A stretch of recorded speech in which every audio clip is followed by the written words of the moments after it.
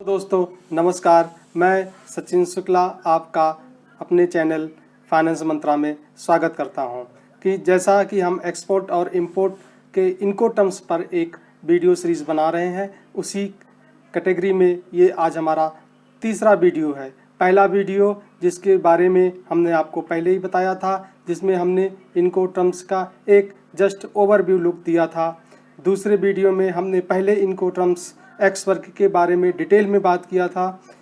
जिन लोगों ने नहीं देखा था प्लीज़ वो चैनल सब्सक्राइब करें और वहाँ से वो इसके बारे में डिटेल जानकारी ले सकते हैं। आज हम आपको FCA के बारे में डिटेल से डिस्कशन करेंगे। तो आइए चलते हैं अपने तीसरे वीडियो की ओर।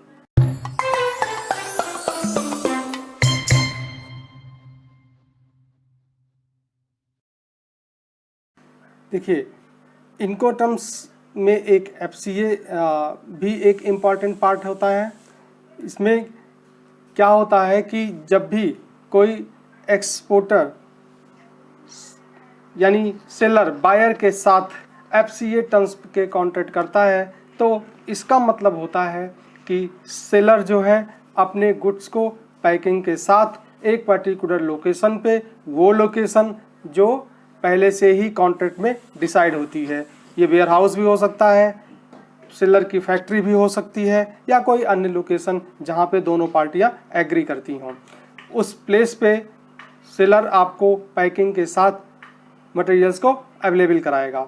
यहाँ पर एक इम्पॉर्टेंट पार्ट ये है कि यहाँ पर जिस लास्ट वीडियो में आपने देखा था कि एक्स वर्क में सेलर की रिस्पॉन्सिबिलिटी केवल इतनी थी कि वो गुड्स को पैक करके प्लेस पे रख देता था, बट जब ये कॉन्ट्रैक्ट FCA का होगा तो यहाँ पर सेलर उस पैकिंग के साथ साथ उस पे लोड भी कराएगा वहाँ से पोर्ट के मूव के लिए।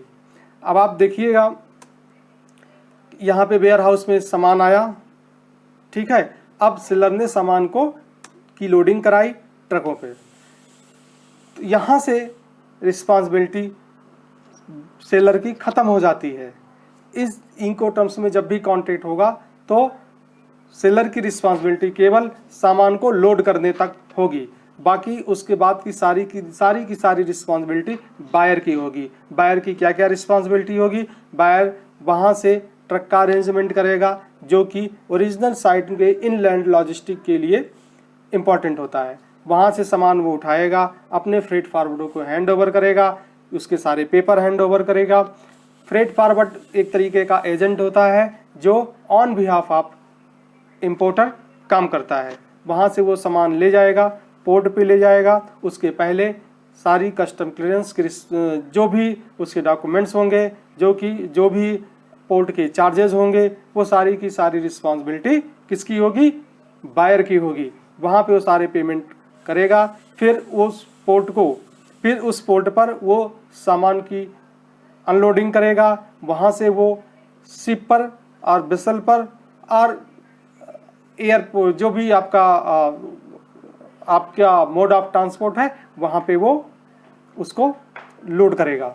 लोड करने के बाद फिर जब वो डेस्टिनेशन प्लेस पे पहुँचता है, तब वहाँ पे जो भी कस्टम क्लियरेंस है, जो भी इंपोर्ट ड्यूटीज़ हैं, टैक्सेस हैं, वो सारी की सारी रिस्पॉन्सिबिलिटी बायर की होती है। वो वहाँ पे उसका पेमेंट करेगा और उसके बाद जब वो एक बार कस्टम क्लियरेंस हो जाएगा, इंपोर्ट ड्यूटीज़ एंड टैक्स का पेमेंट हो जाएगा, तब वो क्या होगा?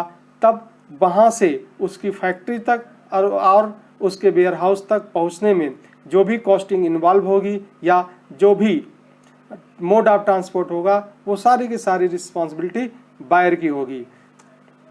तो यहाँ से बिल्कुल सिंपल में आपको ये समझ में आ जाना चाहिए, जो कि ये चार्ट बनाया इसीलिए गया है कि आपको बहुत ही इजी लैंग्वेज में सारी चीज़ें समझ में आ जाएं। एक बार सामान लोड हो जाने पर बायर की रिस्पॉन्सिबिलिटी शुरू हो जाती है। उसकी रिस्पॉन्सिबिलिटी फ्रेट फॉरवर्डिंग की ओरिजिन साइड में भी है और डेस्टिनेशन साइड में भी है, और बीच में आपका सी और एयर पे जो भी मोड ऑफ ट्रांसपोर्ट है, उसकी सारी रिस्पॉन्सिबिलिटी बायर की होती है यानी इंपोर्टर की होती है। अब इसमें रिस्क किसका कवर है, रिस्क कौन बियर करेगा? देखिए किसी भी इंपोर्ट और एक्सपोर्ट में 3 चीज़ें इन्वॉल्व होती हैं, रिस्क, रिस्पॉन्सिबिलिटी और कॉस्टिंग। इन 3 चीज़ों को ही इसमें समझना है और उन्हीं के बेस पर सारा एक्सपोर्ट और इंपोर्ट के कॉन्ट्रैक्ट डिसाइड होते हैं। यहाँ पर FCA में रिस्पॉन्सिबिलिटी केवल सामान को लोड कराने तक की सेलर की है, बाकी सारी की सारी रिस्पॉन्सिबिलिटी बायर की है। इसको चलिए दोस्तों एक बार हम रिव्यू कर लेते हैं। रिव्यू में मैं इसको आपको शॉर्ट पॉइंट में बता रहा हूँ कि पैकिंग करके, प्रॉपर पैकिंग करके वेयर हाउस और फैक्ट्री और एनी प्लेस जहाँ पे डिसाइड हो वहाँ तक की सारी की रिस्पॉन्सिबिलिटी सेलर की होती है। और पिछले वीडियो जो बस एक्स वर्क में था और यहाँ पे केवल बेसिक डिफरेंस ये है कि यहाँ पे सेलर सामान को लोड भी कराएगा, सामान यहाँ पे लोड भी कराएगा, ये बहुत ही इंपॉर्टेंट है।